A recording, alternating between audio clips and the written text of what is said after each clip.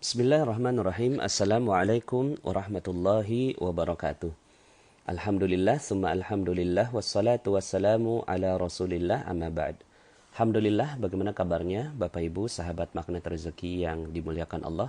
Semoga keberkahan, kejayaan, dan kecintaan dari Allah Subhanahu wa Ta'ala melimpah ruah kepada Anda semua, sehingga menjadikan hari-hari Anda begitu indah, begitu sempurna, dan insya Allah kita siap menyongsong hari-hari ke depan yang jauh lebih cerah, dan insya Allah kita dimatikan dalam keadaan husnul khatimah dan dimasukkan ke dalam surga Allah Subhanahu wa Ta'ala.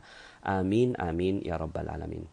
Bapak Ibu, dalam kesempatan kali ini saya ingin menyampaikan materi tentang jurus kerangkeng uang, ya, jurus kerangkeng uang. Nah, materi ini penting sekali Bapak Ibu, karena selain dengan beberapa materi-materi tentang magnet rezeki, bagaimana kita menarik rezeki dengan cara Allah Subhanahu wa Ta'ala, dengan cara Al-Quran, kita juga ingin melihat bagaimana Allah Subhanahu wa Ta'ala mengatur bagaimana keuangan itu dirapihkan dengan begitu baik, ya. Karena ada banyak syariat di dalam Islam yang mengatur tentang keuangan, ya. Dan ini yang akan beberapa sesi ke depan saya ingin sharing kepada Anda, ya. Salah satunya adalah bagaimana kita mengkerangkeng uang kita, ya. Jadi bagaimana kita mengkerangkeng uang kita, Bapak Ibu. Nah, kerangkeng uang ini Allah sendiri loh yang mengajarkan di dalam Al-Quran, gitu ya. Jadi Allah meminta kita untuk mengkerangkeng uang, karena uang itu ibarat hewan peliharaan, ya, hewan peliharaan yang buas, Bapak Ibu, ya, yang liar gitu ya. Jadi kalau seandainya Anda punya hewan peliharaan lalu kemudian nggak dijaga, itu udah pasti hilang Bapak Ibu, ya. Jadi yang namanya hewan peliharaan, mau apa itu dia, kambing, ayam, ya, kemudian sapi, kalau Anda tidak buat pagarnya, Anda tidak buat kerangkengnya, Anda tidak atur, ya, bagaimana hewan peliharaan itu hidup dan seterusnya, yang terjadi adalah hewan itu kabur dan hilang.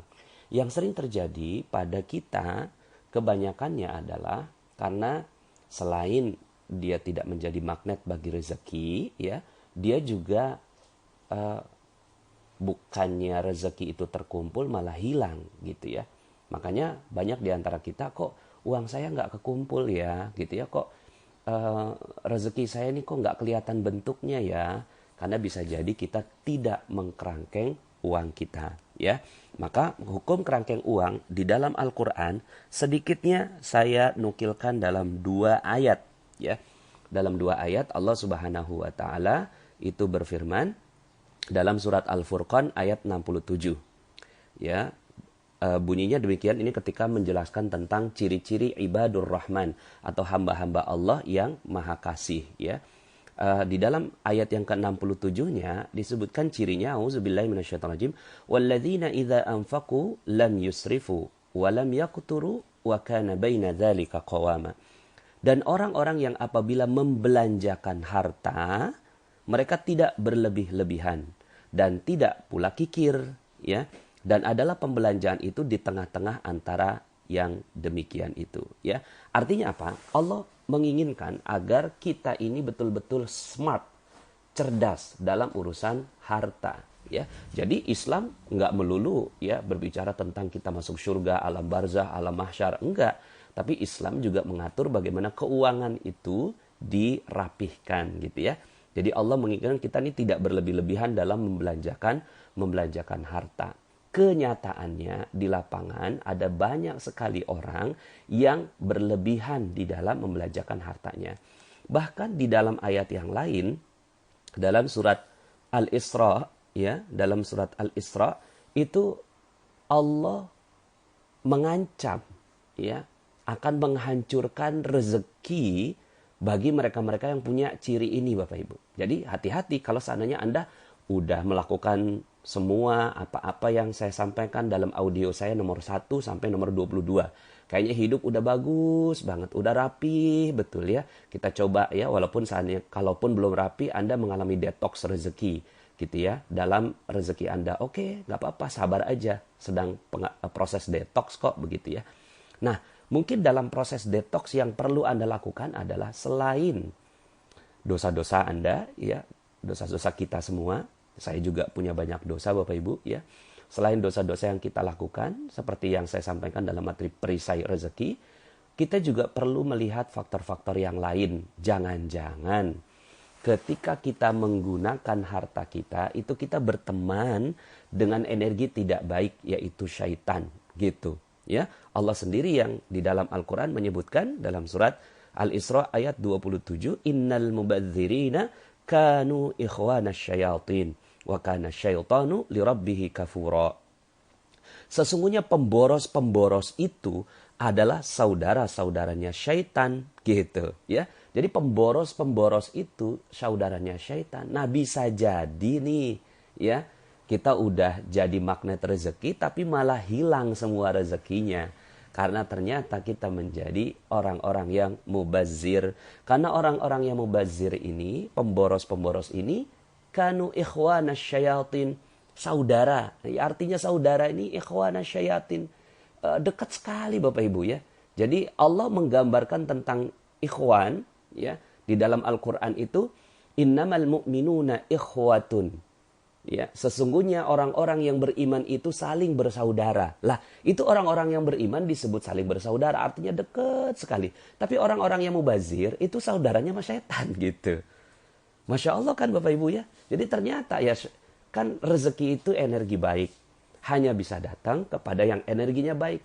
Ketika gitu ya, kitanya ini sebagai temannya setan, setan ini energi yang gak baik gitu ya. Maka rezeki itu akan hilang juga dengan sendirinya. Jadi kita mencoba berusaha menjadi magnet rezeki dengan amalan-amalan yang kita lakukan lah gitu ya.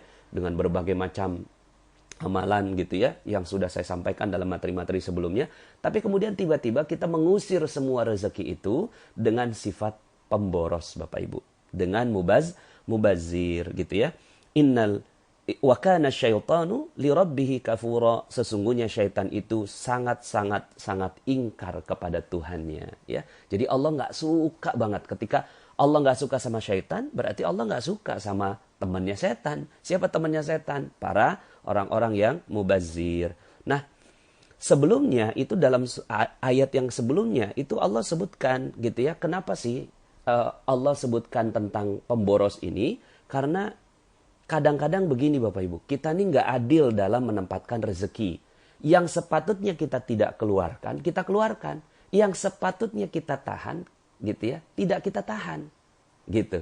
Misalnya, masuk ke masjid, 50.000 itu kerasanya gede banget.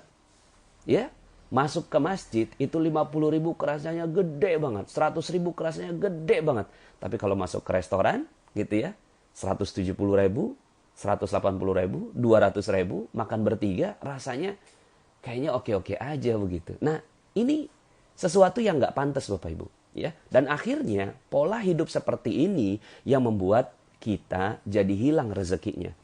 Di dalam ayat Al-Quran disebutkan di ayat yang sebelumnya. Jadi sengaja saya baca yang 27 lalu kemudian 26.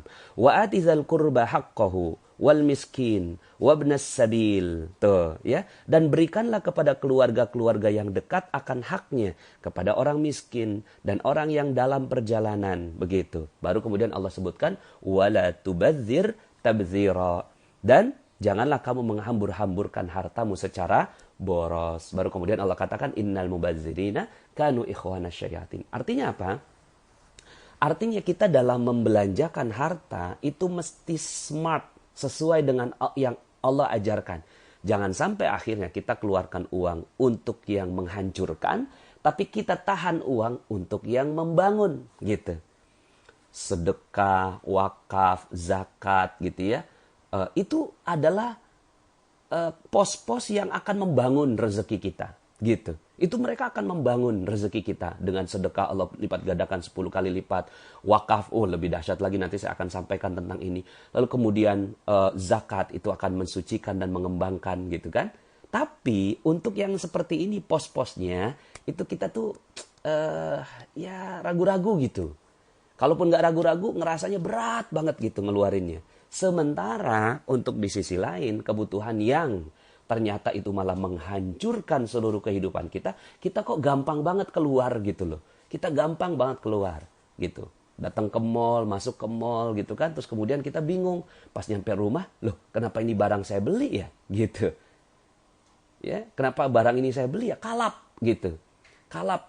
Nggak ngerti kenapa, karena ada berbagai macam ilmu yang diterapkan oleh eh, apa yang ada di pasar begitu ya, makanya disebut pasar itu banyak syaitannya di dalam pasar gitu ya.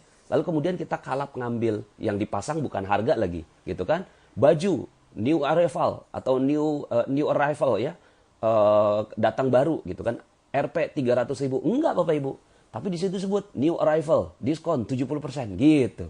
Akhirnya kita kalap ngelihat diskonnya 70%, padahal harganya udah dinaikkan lalu kemudian dibikin diskon. Nah akhirnya dengan seperti ini uang kita habis. Dan ini bukan cuma sekedar pelajaran manajemen, tapi pelajaran rezeki Bapak Ibu. Ketika kita tidak mampu mengelola yang seperti ini, maka akhir yang terjadi adalah kita nggak balance dalam mengelola rezeki kita. Ya, oke. Jadi saya sampaikan bahwa ada dalilnya dan kuat sekali di dalam Al-Quran agar kita mengkerangkeng uang kita. Nah, sekarang saya akan jelaskan tentang 10 hukum kerangkeng uang. Ini saya bersyukur sekali saya dapatkan inspirasi ini dari guru saya, Ustadz Samsul Arifin, yang menyampaikan tentang materi ini. Ya, oke Bapak Ibu, siap ya? Ada 10 hukum dari kerangkeng uang.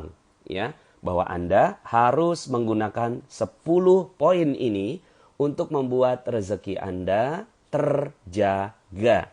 Ya, sekali lagi, bahwa rezeki itu seperti hewan peliharaan, kalau nggak dijaga, dia hilang.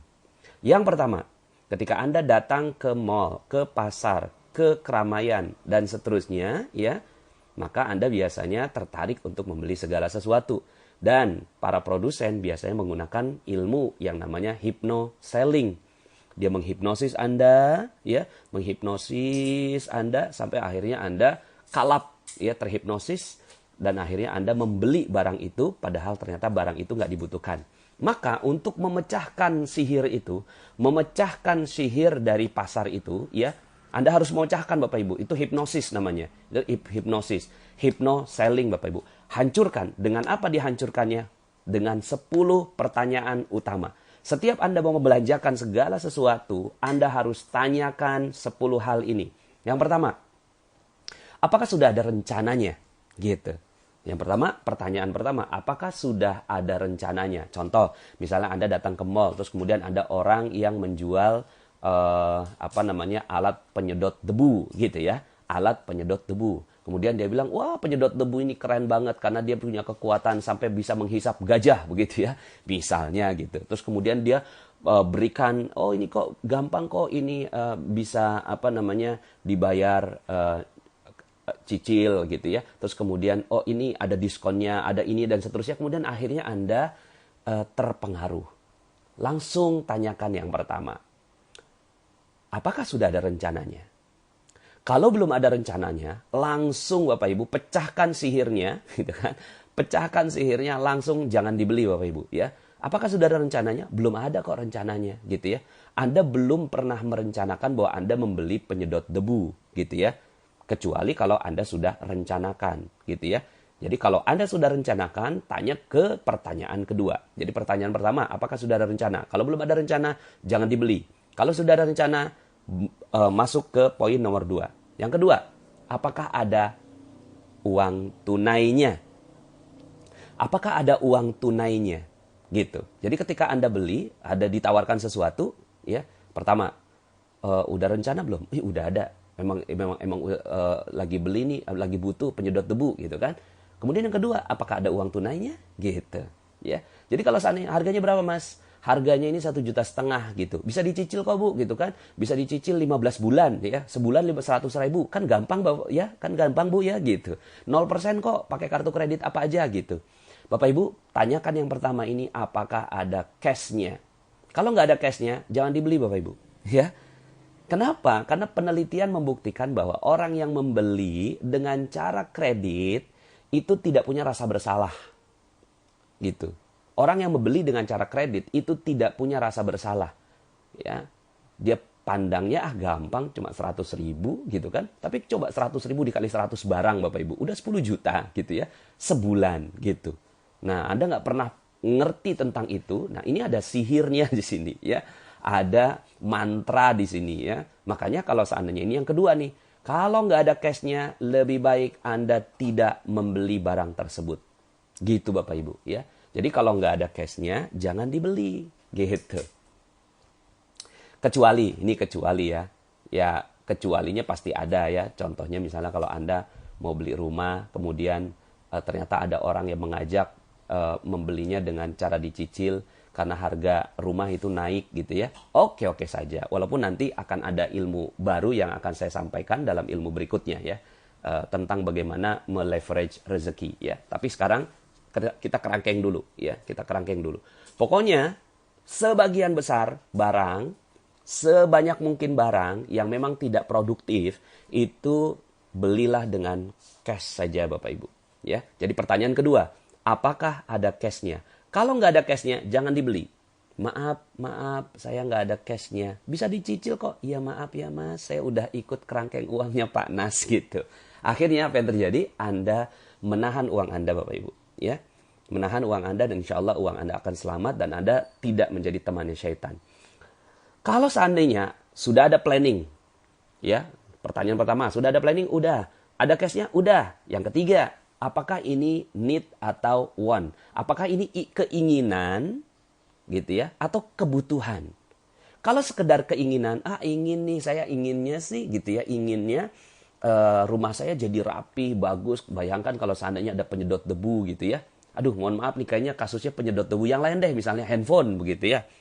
Wah kayaknya keren nih gitu kan. Saya kan udah punya handphone 1. Sekarang saya mau punya handphone 2. Kalau punya handphone 2 gitu kan, saya jadi bisa melakukan aktivitas yang lebih banyak dan seterusnya. Tanyakan, itu kebutuhan atau ingin? Kebutuhan itu beda sama ingin Bapak Ibu. Butuh itu levelnya kebutuhan primer. Tapi kalau ingin tuh gaya. Kebanyakan gaya akan menghancurkan hidup kita.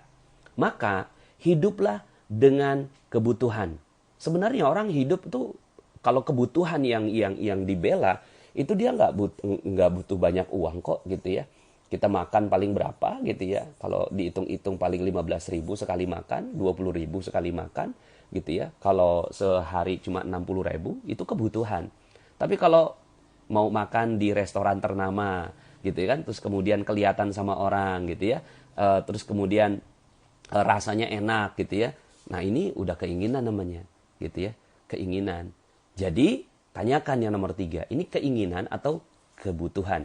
Pilih yang butuh. Oh ini butuh kok, benar-benar butuh gitu kan, benar-benar butuh. Nah kalau benar-benar butuh, tanyakan yang nomor 4 Bapak Ibu ya. Apakah bahaya kalau tidak beli? Apakah Anda berbahaya kalau nggak beli gitu ya? Waduh nih kalau saya nggak beli nih bahaya nih gitu kan. Misalnya handphone Anda rusak ya, handphone Anda rusak.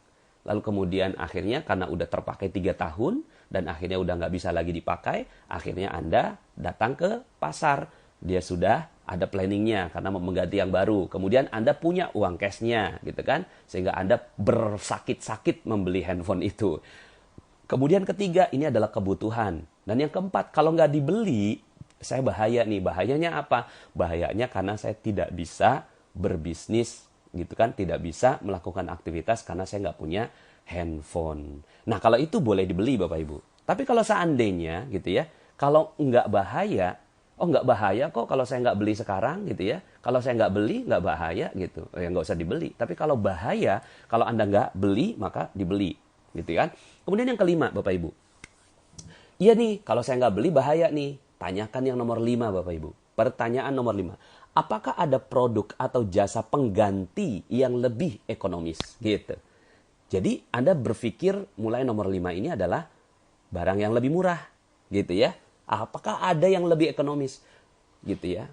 Tentunya yang namanya murah relatif ya. Gitu kan, murah tuh relatif. Ada misalnya barang yang sepatu misalnya gitu kan. Oh ini murah nih cuma 125.000 tapi cuma dipakai 6 bulan. Tapi ada sepatu yang harganya gitu ya 500.000 tapi dipakainya 4 tahun. Nah berarti lebih Silakan dipilih-pilih gitu kan. Yang mana yang lebih ekonomis? Yang nomor 5 gitu kan. Apakah ada yang jauh lebih ekonomis? Oke, ternyata ini sudah ekonomis gitu kan. Nomor 6 gitu kan. Apakah ada cara lain yang lebih ekonomis gitu? Ada nggak cara lain yang lebih ekonomis gitu Bapak Ibu? Mungkin dengan barter, Anda membarter dengan kemampuan Anda, usaha Anda gitu kan. Terus kemudian akhirnya usaha Anda laku dan akhirnya Anda mendapatkan sepatu yang tadinya harusnya Anda beli dengan harga 500.000 gitu kan. Tapi ternyata karena Anda membarter dengan usaha Anda akhirnya bisa dapat diskonnya. Begitu ya Bapak Ibu ya. Jadi cara lain yang lebih ekonomis. Ada nggak cara lain? Yang ketujuh, ya. Oke, ini ada cara lain gitu kan. Tanyakan nomor 7 Bapak Ibu. Bisa ditunda nggak gitu? Bisa ditunda nggak? Pikirin gitu kan. Apakah ini bisa ditunda? Kayaknya masih bisa nih ditunda gitu kan. Seminggu lagi, ya, 2 minggu lagi, 1 bulan lagi, ya, 2 bulan lagi. Tunda Bapak Ibu. Kalau memang masih bisa ditunda, tunda. Kecuali kalau memang tidak bisa ditunda. Ini kayaknya saya berbahaya kalau nggak beli alat ini. Kemudian ini udah sangat-sangat ekonomis. Caranya juga udah paling ekonomis. Dan udah nggak bisa ditunda. Silakan dibeli. Gitu. Tapi kalau enggak, jangan dibeli. Nomor 8. Ya. Dan ini yang paling penting Bapak Ibu. Yang paling penting nomor 8 ini. Gitu ya.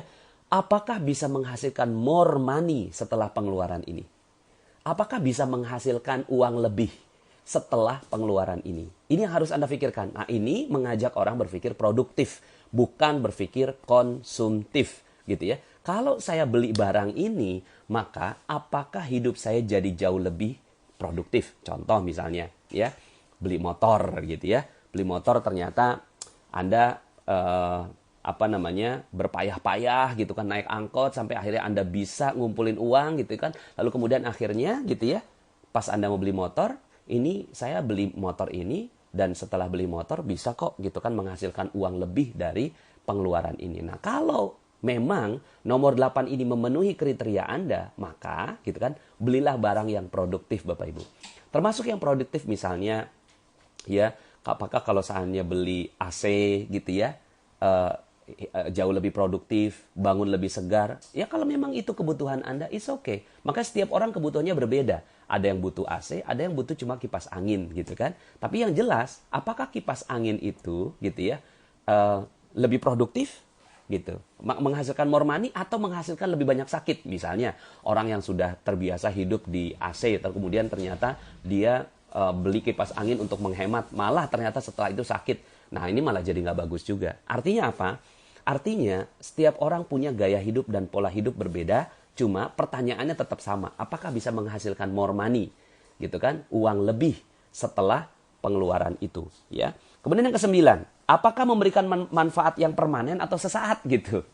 Ini manfaatnya permanen atau cuma sesaat gitu? Kalau seandainya sesaat, tinggalkan Bapak Ibu. Tinggalkan gitu ya. Dia udah, wah kita udah suka banget sama yang namanya permen gitu kan.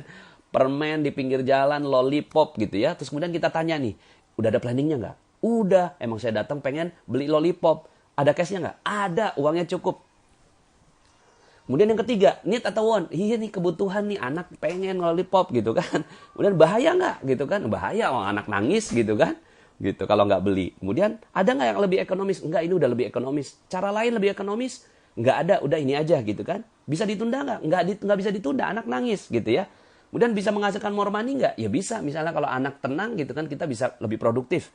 Nah pertanyaan ke-9, ini permanen atau sesaat gitu. Nah kalau permanen silakan dibeli, tapi kalau sesaat jangan dibeli Bapak Ibu. Misalnya ya ternyata permen itu berbahaya untuk kesehatan anak kita gitu ya. Wah ini manfaatnya sesaat nih gitu ya.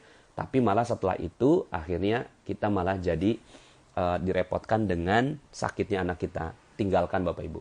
Barang-barang berbahaya seperti jajanan-jajanan yang menggunakan boraks ya, kemudian yang yang ya seperti itulah zat-zat kimia dan seterusnya, itu lebih baik ditinggalkan Bapak Ibu ya. Nah, kemudian yang ke-10 gitu kan. Yang ke-10 Bapak Ibu, jangan bawa cash gitu ya. Jangan bawa cash. Kemana-mana uang di dompet itu ya sedikit sekali ya. Hanya untuk cukup transport gitu ya. Terus uang cashnya di mana? Uang cashnya nggak apa-apa di ATM, ya, nggak apa-apa juga di ATM. Ya, cuma Anda dirapotkan untuk setiap beli gitu kan, setiap beli segala sesuatu Anda harus pergi ke ATM. Nggak apa-apa. Dipersulit untuk mendapatkan uang gitu ya. Jadi Anda berpayah-payah. Jadi kalau seandainya Anda sampai ke yang ke-10 ini udah semuanya butuh, terus kemudian uang cashnya nggak ada. Ya udah nanti saya ambil ke ATM dulu. Akhirnya memang membutuhkan effort. Kalau Anda sepanjang perjalanan ke ATM itu sihir hypnosailingnya hilang gitu kan, akhirnya Anda nggak jadi beli gitu ya Bapak Ibu ya. Nah, jadi Bapak Ibu ini adalah 10 hukum kerangkeng uang. Yang perlu Anda lakukan adalah catat kembali, ya, catat kembali ini, kemudian tulis di kertas Anda, masukkan dalam dompet Bapak Ibu, ya, dilaminating gitu ya. Dilaminating, masukin dompet. Setiap membeli sesuatu, kemudian Anda baca. 1, apakah sudah ada planningnya? 2, apakah ada cash-nya? 3, apakah ini kebutuhan atau hanya sekedar keinginan? Ya. Yang keempat, apakah bahaya kalau tidak beli? Yang kelima, apakah ada produk atau jasa pengganti yang lebih ekonomis? Yang keenam, apakah ada cara lain yang lebih ekonomis? Yang ketujuh, apakah bisa ditunda? Yang kedelapan, apa bisa menghasilkan uang lebih setelah pengeluaran ini? Yang kesembilan, apakah memberikan manfaat permanen atau hanya sesaat? Yang kesepuluh, jangan bawa uang cash.